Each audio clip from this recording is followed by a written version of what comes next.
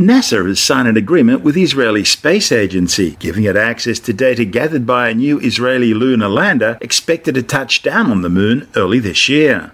The 600-kilogram lander, developed by an Israeli non-profit group called SpaceIL, was recently named Bereshit, Hebrew for Genesis, in a competition. Genesis will be launched aboard a SpaceX Falcon 9 rocket, now slated to fly on February the 13th from the Cape Canaveral Air Force Station in Florida. The mission was supposed to fly back in December, but had been delayed by problems with another one of the SpaceX payloads.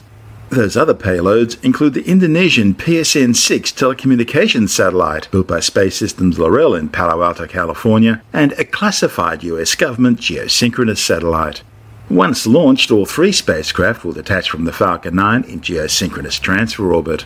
The Genesis lander will then orbit the Earth in ever-expanding ellipses, raising its orbit each lap until its apogee, that's the most distant point from Earth, allows it to be captured by the Moon's gravity, and it then begins orbiting the Moon instead of the Earth before finally landing. The overall orbital transfer process taking a bit more than 2 months.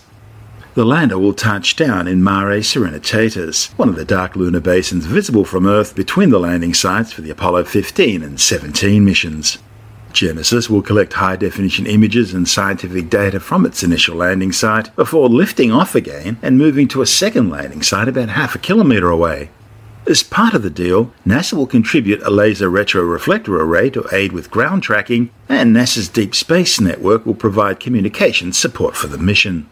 In return, the Israeli Space Agency and SpaceIL will share data with NASA from the lunar magnetometer installed aboard the spacecraft.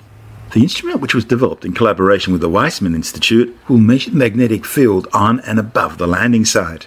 The data will then be made publicly available through NASA's Planetary Data System. NASA's Lunar Reconnaissance Orbiter, which is still up there orbiting around the Moon, will attempt to take scientific measurements of the lander as it touches down on the lunar surface. Together, NASA and SpaceIL scientists will collaborate on analysing the scientific data returned from the mission.